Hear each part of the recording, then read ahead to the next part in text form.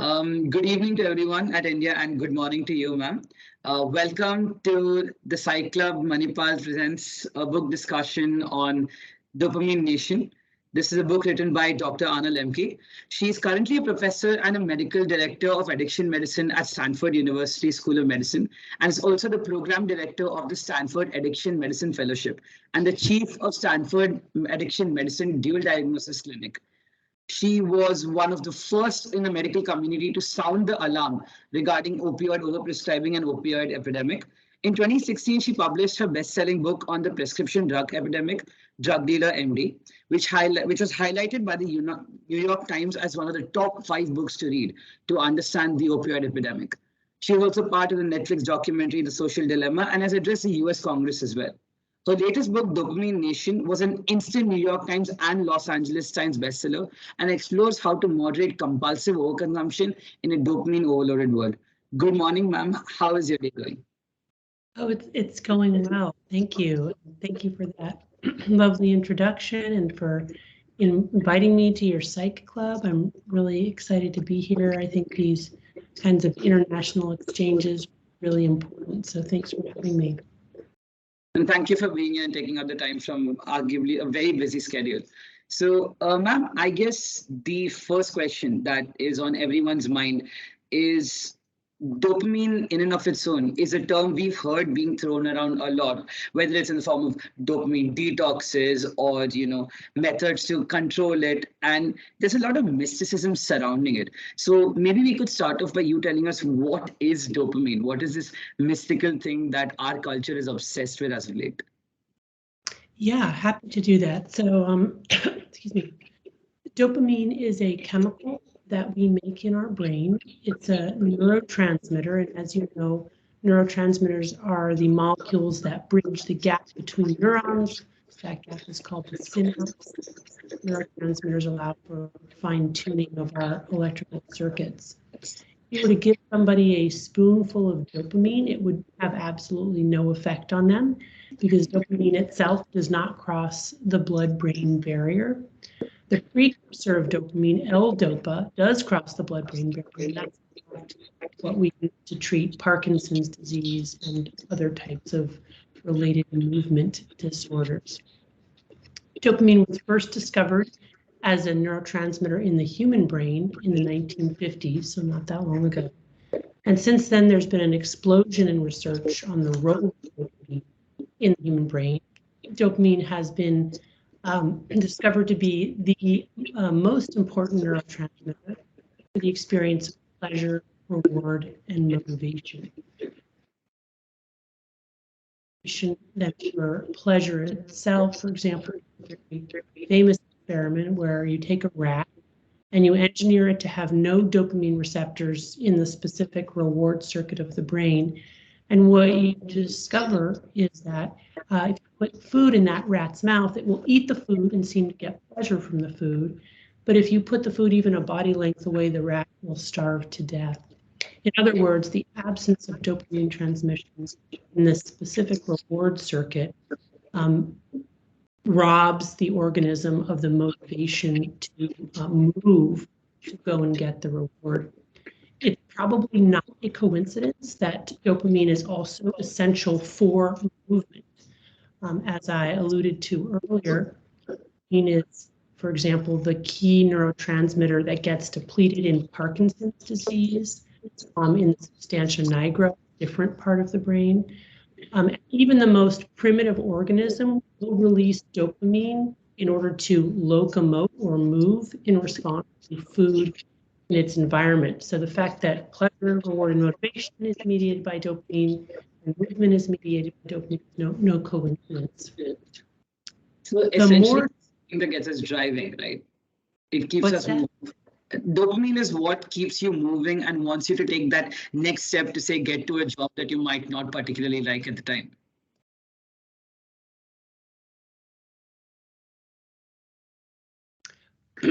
Yeah, so dopamine is a signal essentially. So we've evolved over millions of years of evolution to reflexively approach pleasure and avoid pain, and that's just deep-seated in our DNA and in our brain's evolution. And dopamine is essentially the key neurotransmitter that signals to us, oh, this is something positive, something reinforcing. The more dopamine that's released in our brain, the more excited we're supposed to be particular, whether it's something that we eat or something that we do. Dopamine is the approach neurotransmitter. It tells us to go and work for that thing to get more of it. Understood. But it kind of feels like a very cruel thing almost, that you need this particular chemical to make sure that you keep moving, especially in our times when everything suddenly is accessible. And I can say this especially as a student of engineering. I had to give what is one of the hardest exams in the world to clear and get into the college of my choice. So going from a lifestyle where you're constantly under the grind for 2 years straight to suddenly a world where everything's your oyster, the buffet is clear and it's all up for takes. How is it fair for us that in a world which is trying to make you happy, which is just continuously giving you multiple options to be happy, that you get trapped in this weird cycle that, oh, wait, this is all available, but you can't have any of it? Yeah, I mean, you're really hitting on what I think is the essential problem facing modern people, is that we have this mental machinery that's evolved for a world of scarcity, a world of ever-present danger, and yet we live in a world of overwhelming overabundance. Even the poorest people in the world have more leisure time and more disposable income than ever before in the history of humankind. We have more potent reinforcing drugs than we ever had before. And many aspects of human life become drugified. For example, if you take food, we've added more sugar, more salt, more fat. We've taken something that was essentially, and is still essentially important for survival, but we've made it more reinforcing, more potent, have an overwhelming abundance of food in parts of the world. For the first time in human history, we have more people who are struggling with obesity, who are underweight. We also have drugified many different aspects of our lives. For example, you can take something that you normally would think of as healthy or even intellectually stimulating like chess. And especially during the pandemic, chess is a great example of something that's become drugified. It's become more available. You can access chess 24/7 on many different platforms. There's now a very vibrant chess community, which also triggers dopamine because, of course, we're wired to affiliate with others. You can have these very rapid games. You can play incessantly. So the quantity of the drug matters, how bountiful it is, so how much you have of it. The more of the drug, the more likely you are to get addicted. The more potent the drug. How do we make online drugs like chess potent? Well, we have celebrities, we have faster games, right? Kind of like videos are in and of themselves reinforcing, but TikTok's even more reinforcing because of this condensed time sequence. So you have fast chess, so potency matters. You have access. How easy is it to get that drug? That really makes a huge difference. The more access you have to a drug, the more likely you are to try it and more likely you are to get addicted to it. I just use chess because I've been getting a lot of emails from readers all over the world saying how they are literally now addicted to chess, which is, again, we think of chess as like a big brain thing, makes you smarter, smart people don't get addicted, or whatever kinds of myths we have. You can't get addicted to something that's not a drug. But in fact, the natural history of the progression of addiction to behaviors is identical to the natural progression or phenomenology of addiction to traditional drugs like cocaine, nicotine, cannabis. And that is that people usually start out for one of two reasons: to have fun or to solve a problem. That problem can range from everything from depression, anxiety, insomnia, inattention, to boredom and loneliness and everything in between. If the drug works for that individual, they will repeat use because that's how we're reflexively wired, right? Dopamine, get more of that. But the key is that with repeated use over time, what we do is we essentially change our hedonic or our joy set point, such that over time we need more of the drug, more potent forms of the drug to get the same effect. And when we're not using, we're in this sort of subthreshold state of withdrawal. And the universal symptoms of withdrawal from any addictive substance are anxiety, irritability, insomnia, dysphoria, craving. And that's really important because I'll have a lot of patients, and I'm sure so do you, and so will you, who come in and say, doctor, I'm depressed, or I'm anxious, or I can't sleep. Can you help me? And what you'll find is that they're self-medicating with cannabis, with alcohol, with pornography, with video games. And then when I suggest to them that that drug may in fact be the driver or the cause of their unhappiness, their psychiatric symptoms, of course, it doesn't make any sense to them because in the moment, it does alleviate those feelings and those symptoms, so it does feel like self-medication. But when you understand how the brain works, you see that over time, in an iterative fashion, repeated exposure to that drug actually creates those kinds of anhedonic symptoms. Yes. I find it very interesting that you mentioned chess because that was actually something I was going to mention, is that I'm a person who enjoys the game a lot. I started playing the game during my preparation for my competitive exams. And I remember the rush it used to give me and almost the escape it provided from the stressful world of having to study polynomial equations to just moving pieces over a board and having a good time with your friends. So I totally relate to that experience. And there's something interesting that you did mention, that how you tend to have a greater demand or a greater need for drugs or a stronger version of that drug to give you the same dopamine kick. So is there some sort of balancer that's kicking in place that's trying to make sure that you require more of the same thing? Because I remember you mentioning along lines in your book as well. Yeah. So in the book, I used an extended metaphor of a balance and gremlins to understand the neuroscience of how our brain becomes addicted or what happens in the addicted brain. And it starts with the appreciation that one of the most important findings in neuroscience, really just in the last 50 to 75 years, is that pleasure and pain are co-located in the brain. So the same parts of the brain that process pleasure also process pain, and they work like opposite sides of a balance. So imagine that there's something like a teeter-totter or a beam on a central fulcrum in that specific reward circuit or reward pathway of your brain. When we experience pleasure, the balance tips one way, we get a release of dopamine. When we experience pain, it tips the other. And there are several rules governing this balance. The first and most important of which is that the balance wants to restore neutrality, or what neuroscientists call homeostasis, after any deviation from neutrality. And really the definition of stress is deviation from a neutrality or homeostasis.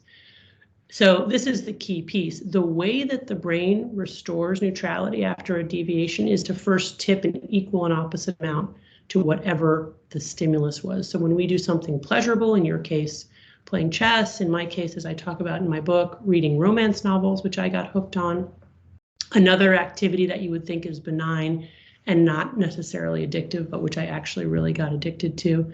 What happens is our balance is tipped to the side of pleasure, we release dopamine, but no sooner has that happened than our brains adapt to the increased dopamine by downregulating dopamine transmission, not just to baseline levels, because we're always firing dopamine at baseline tonic levels, but actually below baseline levels. And I like to imagine this as these little neuroadaptation gremlins hopping on the pain side of the balance to bring it level again, but the gremlins like it there, so they stay on until it's tipped an equal and opposite amount to the side of pain, which is of course then what drives us to want to repeat that behavior, because nobody likes to be on the pain side. And the drive, the physiologic drive of all organisms to restore homeostasis is one of the sort of basic physiologic rules of the universe. Now, if we wait a few moments or a few days or whatever it is, the gremlins hop off and homeostasis is restored. But it's key to understand that for every pleasure, we pay a price. That price is the come down, the hangover, the after effect. It might be outside of conscious awareness, but we are paying a price for pleasure. Now, the second rule of the balance, and this is key to understanding addiction, is that with repeated exposure to the same or similar reinforcing stimulus, that initial deviation to pleasure gets weaker and shorter in duration, but that after response to pain gets stronger and longer. And after a while, we've accumulated enough gremlins on the pain side of the balance to fill this whole room. They're now camped out there. And now you've entered addicted brain. Now you need your drug not to get high, but just to restore homeostasis and feel normal. And when you're not using, you're walking around with the balance tilted to the side of pain, which means that you are not taking pleasure in everyday modest rewards. You need a whole lot of dopamine to get any pleasure at all. And most of the time you're in withdrawal. And remember, the universal symptoms of withdrawal from any addictive substance, in addition to whatever physical symptoms there may be, are anxiety, irritability, insomnia, dysphoria, and craving. So that's what's happening in our brains. And of course, you know, with people with severe drug addictions, we can imagine that. I think what we don't appreciate, and what really is the thesis of Dopamine Nation, is the ways in which we as modern wealthy people are constantly priming our dopamine reward pathway from the moment we wake up and grab our smartphones, to our caffeinated beverage, to the sugary, salty food that we're eating, to the potent chess or romance novels we're consuming, to the Netflix binge that we're watching at night, such that, and remember, all drugs work on the same final common pathway. Like, they're mediated by different chemicals, but at the end, it's all dopamine. And the result is that we've all tipped our balance to the side of pain. We're all walking around essentially in this dopamine deficit state, which I think does help to explain why in the last 30 years we've seen an increase in levels of depression, anxiety, suicide, especially in rich nations. So those increases absolutely correlate with how wealthy a country is. The wealthier the country, the less happy its citizens. And that's actually something I did want to ask you. So India is a country with one of the largest populations in the world, and especially some of the largest population densities you find. And it's an interesting thing. It sort of ties back to the previous book that you had written. 2.23 million people in this country are opioid consumers, which is a five-fold jump in the last 14 years. And in general, mental health and addiction are treated as very different things culturally as maybe compared to the West. Because in our households, in a standard Indian household, it'll always be told, it's inside your head, get over it. But here's the thing, it actually is. So these processes are actually going in your head. So where does the fine line draw itself, whether it's all in your head or it's also something that is influenced by your external surroundings? Yeah, so it's a great question. I think when I think about our collective increased vulnerability to addiction, what I think is that the fundamental problem is actually the mismatch between our ancient wiring and our modern ecosystem, this world of overwhelming overabundance, where you have access to highly reinforcing drugs and behaviors very cheaply, an amazing supply chain. The opioid story is exactly that. Over time, technology has allowed us to more cheaply manufacture more and more potent forms of opioids and spread it all over the world, such that it's so much easier to get that you've got more people trying it. And then it is in your head, because what's happening is you're essentially changing your brain physiology and thereby creating this disease state, in your mind. So it's both. But one of the things that I like to emphasize,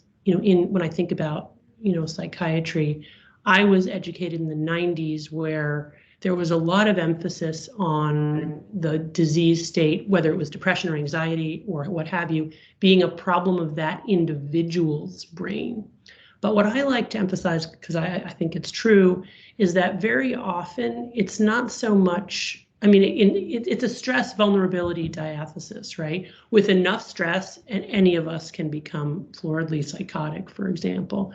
And for some people who are very vulnerable to psychosis, it doesn't take much stress at all. But what I'd like to suggest is that the world that we live in now, in paradoxical ways, is actually a very stressful world, and one that is very ripe for the creation of mental illness, even in somebody who fundamentally has pretty healthy wiring. So in other words, it's a crazy world, right? And we're all going a little bit crazy in this world, and we need to figure out by what rubrics or what kind of practices do we need to incorporate in order, in essence, to protect ourselves from the world. So I guess I want to emphasize that when it comes to addiction, people are born with differing levels of risk. There are certainly people who are innately much more vulnerable to the problem of addiction than others. We know this from family studies showing that sons of alcoholics are at increased risk of becoming alcoholic, even if adopted out at birth to a non-alcoholic home. So even when they have all of the best external influences, they still have an increased risk of this disease. So there is this nature or innate portion, but the environment that we live in now has made even people who are quite resilient and relatively immune to the problem of addiction, we see those demographic groups now showing greatly increased risk of addiction. Here in the United States, for example, the ratio of men to women for alcohol use disorder used to be 5 to 1, then it went down 2 to 1. For millennials, it's 1 to 1. So we have as many young women now addicted to alcohol and other drugs as we do men, which is completely, I would say, unprecedented in human history.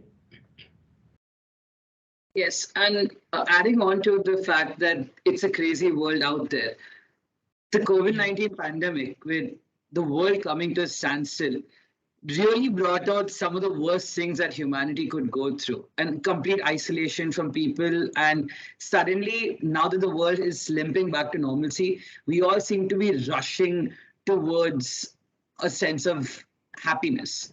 But in turn, I'm very sure you in your field must have observed the sharp spike in not just awareness towards addictions and mental health, but also the cases that are being involved in that. So do you believe that COVID has just unearthed a problem that had already exists, or is it something that actively pushed us into a corner? So you were breaking up a little bit. I didn't exactly hear the question, but I think it was related to my views on COVID and the impact of COVID. So I would say, I think the impact of COVID was not uniform. I don't know if do you all have a version of the game musical chairs where you have a set of chairs, one less than the number of people, and there's music and it plays, and then when the music stops, you have to find a chair, right? And I think of COVID that way. I feel like when the music stopped, that is to say, when there was pandemic shutdown, for people who could find chairs, COVID was actually a wonderful respite from our rushing, kind of consuming, FOMO kind of a world. For example, people who were living with other people, in functional family structures, that COVID was for many a wonderful time because people could slow down, they had more time with family, they were not spending half their day commuting, and importantly, because everybody slowed down at the same time, all those of us who are workaholics didn't feel like we had to keep working. We could actually let ourselves take a break. But of course, people who didn't end up with a chair in that musical chair, people who live alone, people who are struggling for a variety of reasons, people who actually got COVID. COVID was a devastating time. We did see a significant increase in drug overdose deaths in the United States during sheltering in place. And then since sheltering has ended and COVID has ended, yes, I agree with you that there's been this kind of boomerang effect where now people are trying to make up for all that lost time. So we're back to that kind of running frenzy that I think characterizes modern life. So would it be fair for me to assume that the scales of happiness that the world previously had has now become extremely skewed? Because it seems like people are now conflating a moderate degree of happiness is not good because we need the absolute highest order of it. Do you think that has a factor into people buying into addiction and just craving the highest of highs rather than being happy with something more moderate, tempered, and stable? So I really see this as physiologic, which is to say a biological shift in the human brain. It's not that people are wimpy or spoiled or, less robust because they're morally weaker than previous generations. I think what has literally happened is because we are insulated from pain and exposed to so many immediate reinforcers that we've actually reset our hedonic set point. And so, yes, modern people are more distractible, less patient, chasing immediate rewards, needing more potent forms of pleasure to feel any pleasure at all, and generally feeling a lot of psychological pain compounded by guilt because they recognize, they have a lot of privilege and yet don't feel happy. And I think it's a physiologic effect. And that's important because that also guides our interventions. When we think about how to intervene in terms of poor mental health, this hypothesis would suggest that what we actually need to do is to not just avoid intoxicants or, mostly avoid intoxicants. And if we do use in moderation and make sure we leave enough time in between for the gremlins to hop off the balance.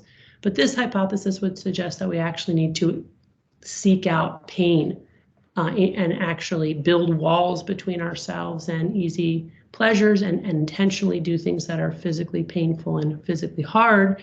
Because if you go back to that balance, when we press on the pleasure side, the gremlins hop on the pain side, but the gremlins are agnostic to which side of the balance they're going to hop on. And if we hop on the pain side, for example, doing something like exercise, which is immediately toxic to cells, or ice cold freezing water baths, or a really challenging cognitive activity, or cleaning out the closet, something that we typically don't want to do. What happens is the gremlins then actually hop on the pleasure side, and with repeated exposure, we can reset our hedonic set point to the side of pleasure. And there's a whole interesting science. It's called the science of hormesis. Hormesis is Greek for to set in motion.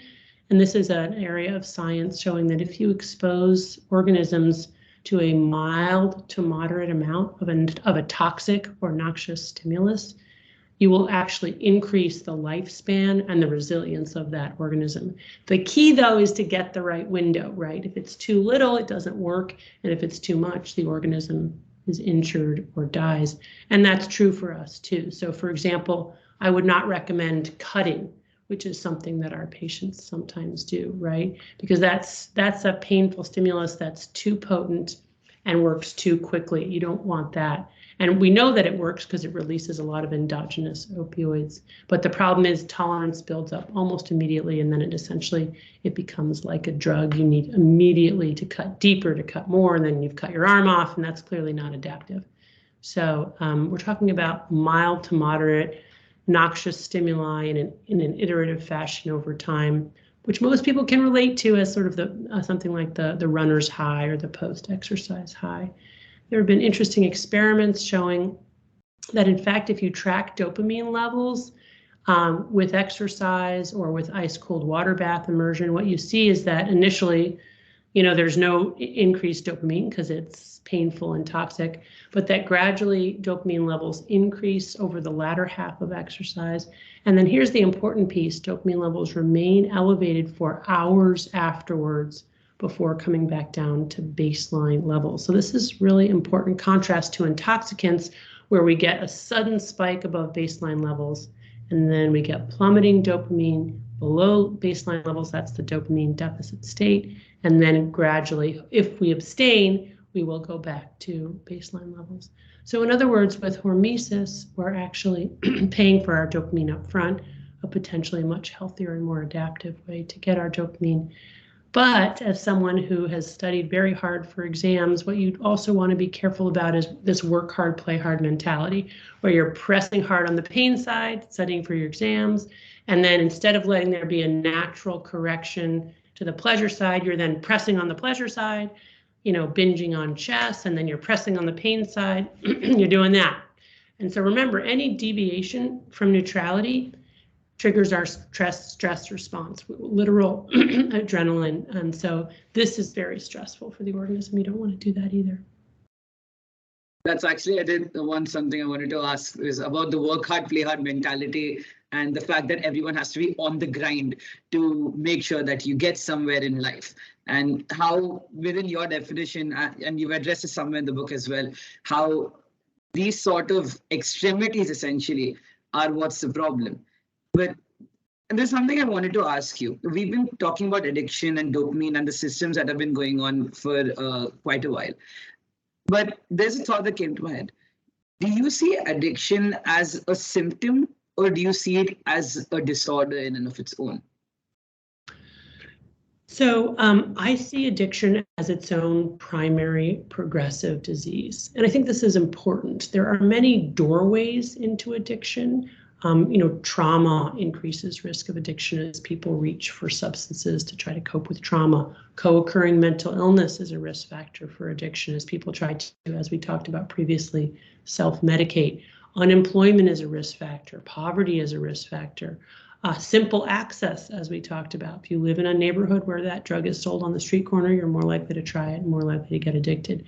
But whatever your doorway into using that drug is, it's the repeated use of that drug over time that changes the brain. That is the hallmark of the disease of addiction. And I think it's also important to acknowledge that you can have none of those risk factors. You can have the perfect childhood. You can have a great job. You can have lots of friends. You can have no co-occurring mental illness, and you can still get addicted, because addiction is its own primary and progressive disease, even if the Venn diagram, does overlap with other, experiential inputs, with co-occurring mental illness, with many different risk factors.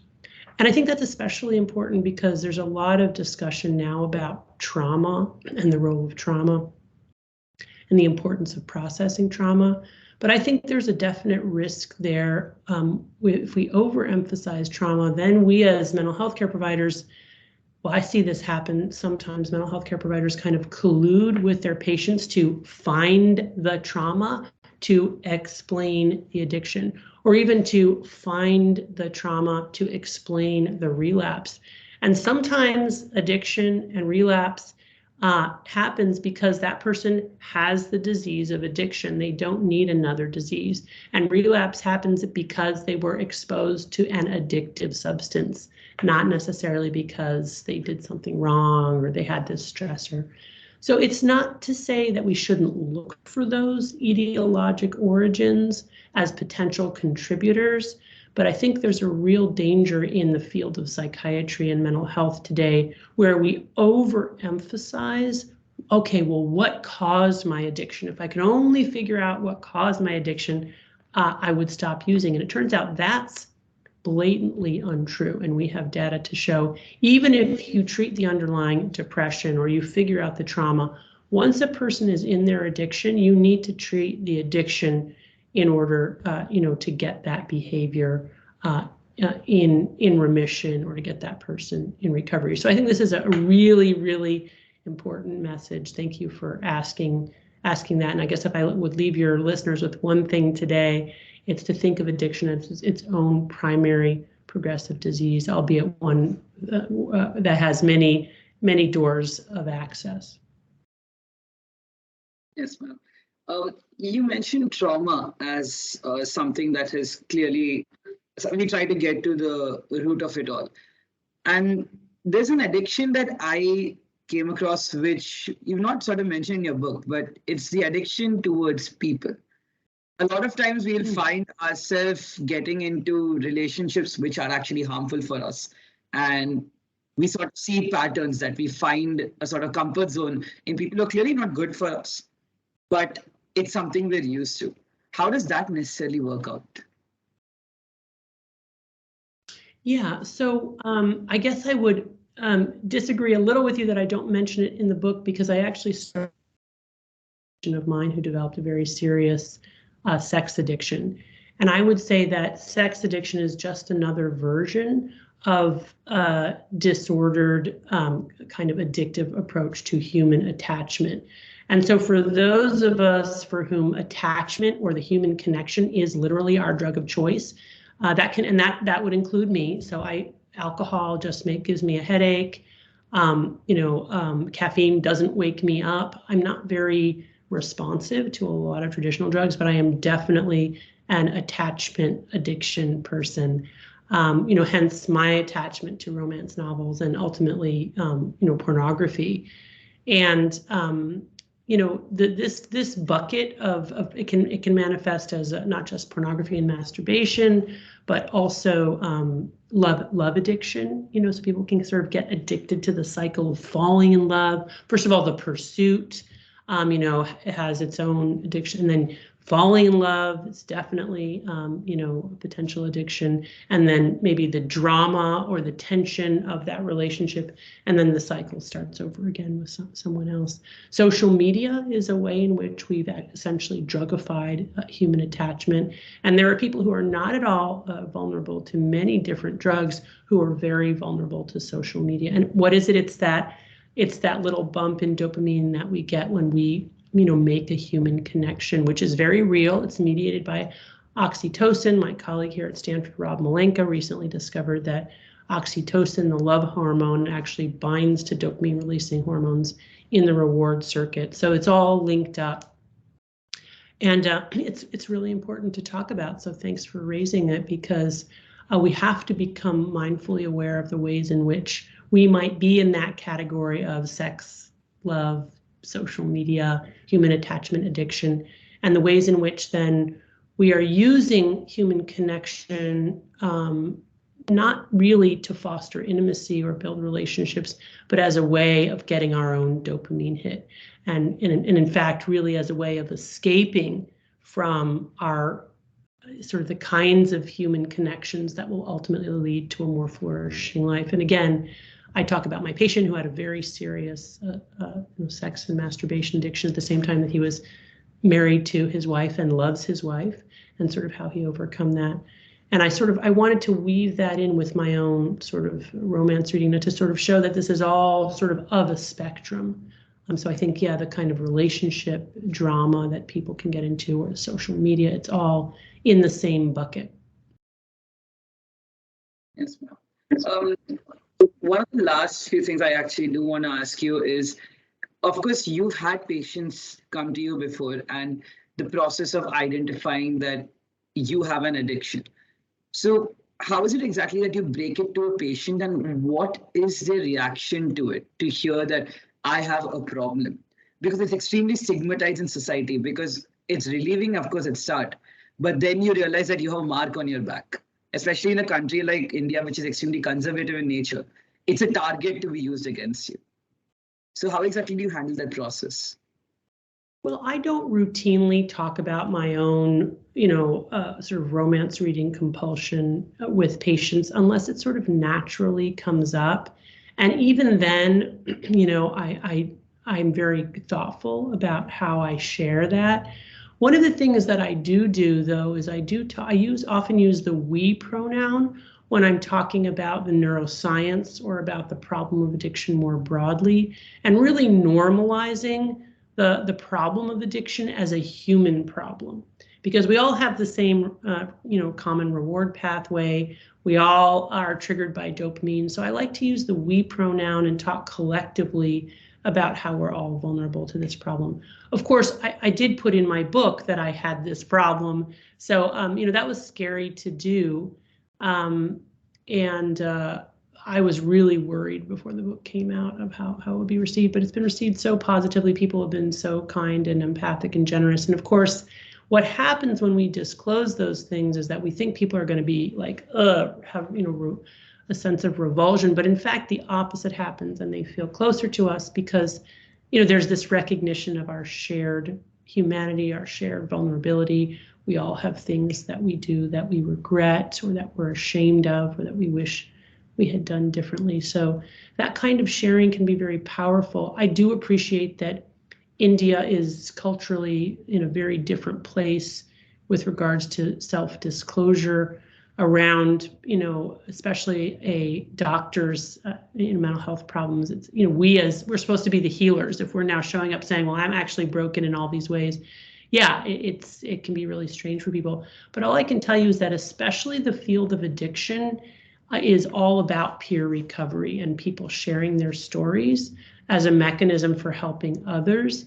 And that's also, I think if I hadn't been in the field of addiction and like been sort of immersed in this culture of peer recovery, whether it's Alcoholics Anonymous or just my colleagues and patients disclosing in a very honest way, I probably wouldn't have had the courage to put it in there, but there is this real cultural ethos of disclosure in the addiction world, which I think the rest of mental health would really benefit from. So I think the other areas of mental health treatment would benefit from more emphasis on peer recovery and more emphasis on personal self-disclosure, as a path to recovery. Yes, ma'am. It's rather than treating it as something punitive, we treat it as something rehabilitative in nature, which is definitely a shift the world is heading to, but we still have our own ways to go. And yeah. But here's the thing. I'm here as a student, a fourth-year mechanical engineering student, listening to you telling me about how everything is regulated by that scale. And it makes me wonder, am I really allowed to enjoy anything, or am I really allowed to go through hardships? Because suddenly it makes everything seem, for lack of a better word, clinical, that everything I do at the end of the day comes down to this one balance that I need to maintain. And it sort of takes away the fun or the free will aspect of it. So what do you have to say for that? Yeah, so the balance is clearly an oversimplification of the science, this highly mechanistic image of the balance and the gremlins is just sort of a distilled version of what's going on there to help people understand this opponent process mechanism and the consequences of repeated exposure to highly reinforcing drugs and behaviors.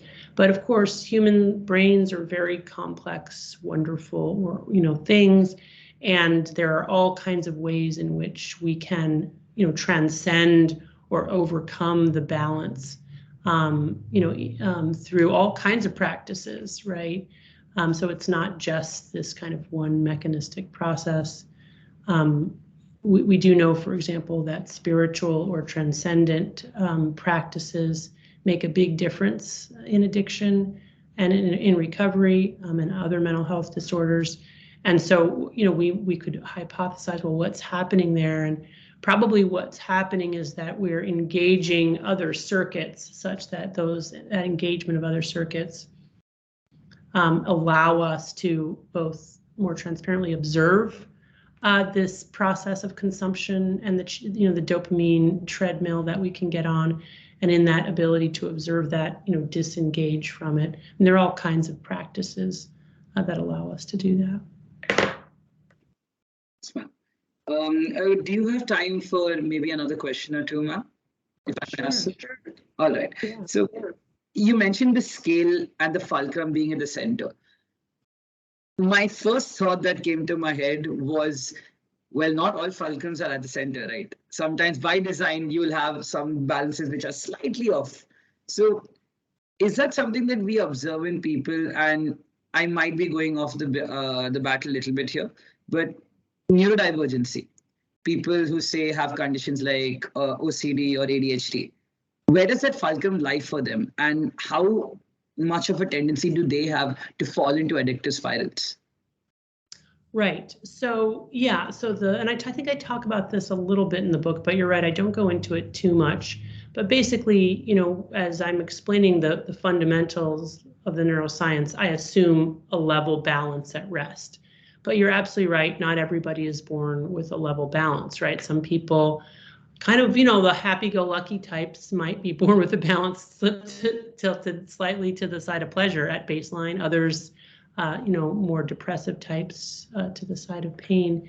And so naturally, people who tend to depression or other mental health disorders, you might hypothesize that they would be more likely to get addicted because they're just trying to restore homeostasis and feel normal. This is the whole self-medication hypothesis, and it is supported by the epidemiology, which shows that people who have psychiatric disorders are more likely to get addicted and vice versa. What is not clear there, though, is which came first, right? With the retrospectoscope, people will often report, well, first I got depressed and then I got addicted. But oftentimes they were using before they actually got depressed, because of course, addiction is the great mimic when it comes to other psychiatric disorders. Intoxication can look like mania and psychosis. Withdrawal almost always looks like depression, anxiety, insomnia. But I still think that there's something true and real there about the fact that, again, this is speaking to what are some of the innate vulnerabilities that some people have. There's been some research looking at whether or not people who are vulnerable to addiction might have at baseline lower dopamine levels. And so there's science out there showing that in fact baseline dopamine firing is lower in people who are vulnerable to become addicted than people who are not, which makes sense, right? They're trying to kind of correct from the get-go, even before they've engaged in any kind of substance use. On the other hand, you know, when you think about that from an evolutionary perspective, people who are innately more likely to get addicted would be people who would be very advantageous to have in your tribe, you know, 1,000,000 years ago, when you had to work very, very hard to get the kinds of basic rewards that you needed to survive. I can imagine a time and a place when people with addiction vulnerability would have been the absolute, you know, masters of the universe. So you can see why, you know, we would, from an evolutionary perspective, we would favor you know, from a Darwinian perspective. But what we have now is a situation in which those individuals are our most vulnerable individuals because of the overabundance.